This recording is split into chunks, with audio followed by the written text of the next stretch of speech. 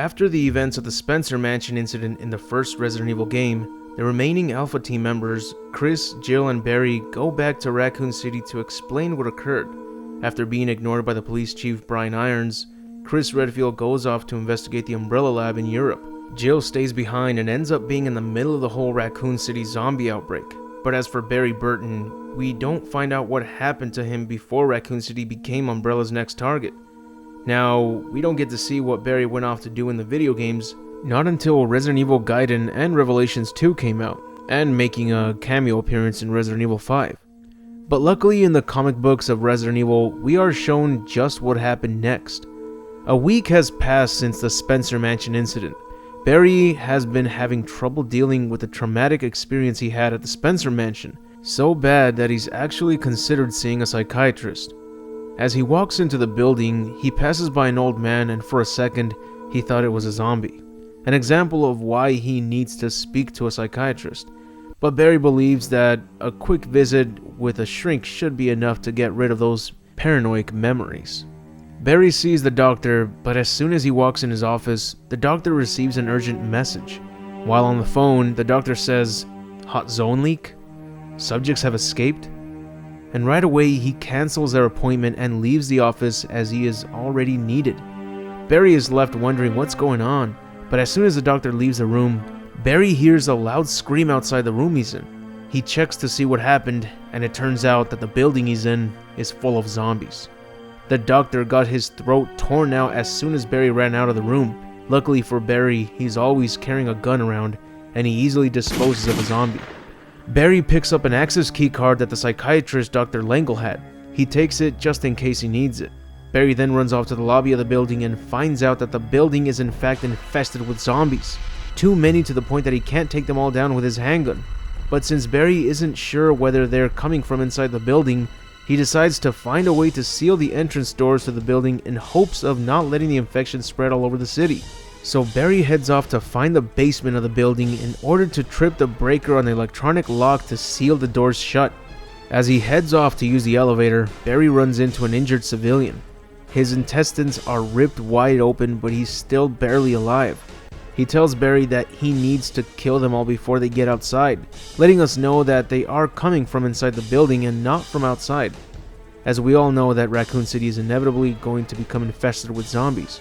So that hasn't occurred yet, and Barry lets the man know that he has some experience dealing with these kinds of creeps, and he triggers the electronic locks and manages to trap them inside the building.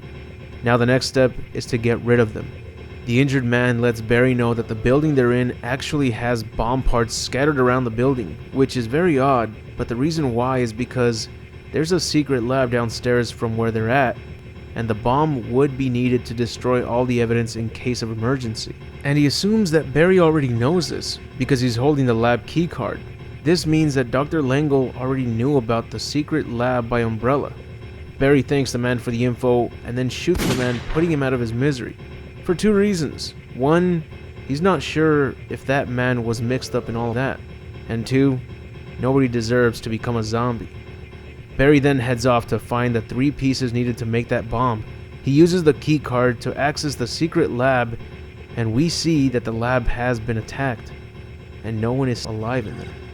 But also, as soon as Barry investigates the lab, he is greeted by a tyrant.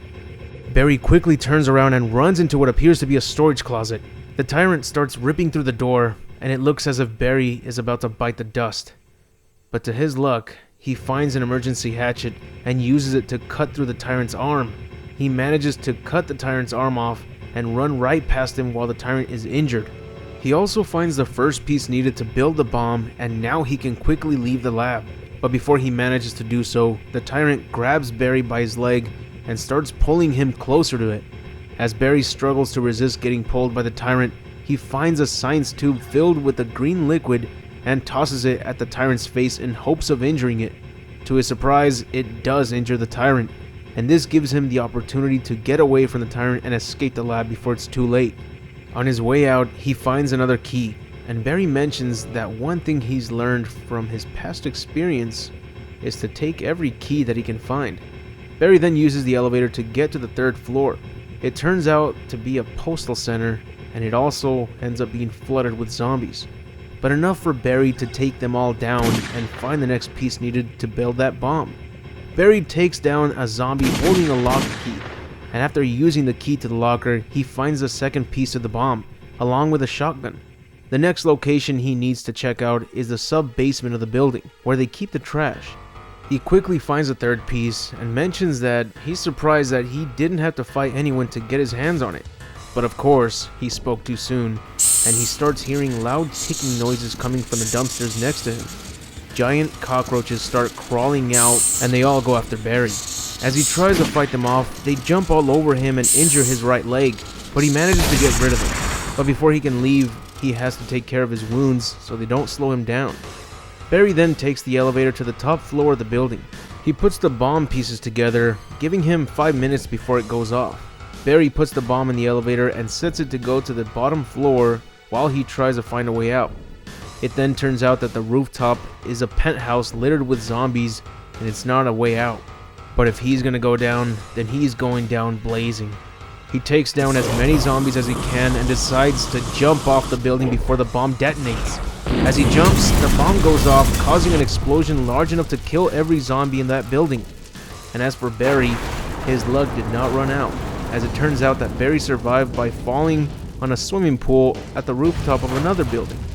Debris starts falling down on the building, but Barry just walks towards that building's elevator for one last ride, with no more zombies to worry about. This is where the story ends. We're not shown whether the rest of the city was left unharmed for the meantime, but what we do know is that Barry did end up surviving because other than the fact that he's a main character in the Resident Evil Revelations 2 game, there is a secret ending in the game Resident Evil 3 Nemesis, where it turns out that the pilot that rescued Jill and Carlos was actually Barry Burton himself.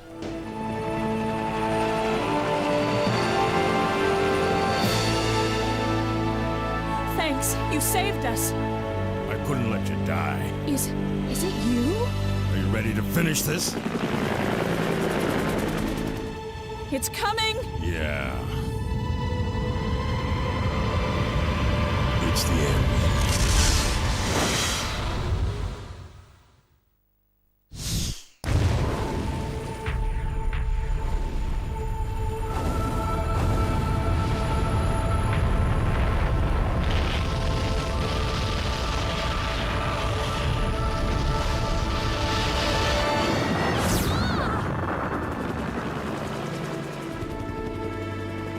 That's it. Umbrella's going down. And there's also his epilogue that can be viewed as an extra feature for the game.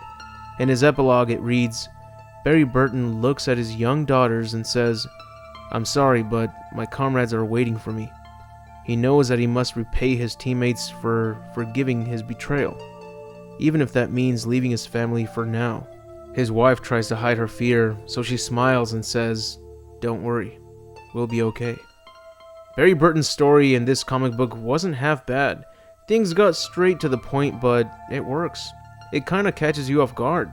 But one thing I did like, aside from the fact that this story concentrates on Barry Burton, is that just like in the original games, you have to pick up key cards and pieces that need to be put together in order to solve a puzzle or progress through the game. And in this comic book, it gives us the same classic obstacles, which is great. The story did in fact turn out to be better than expected.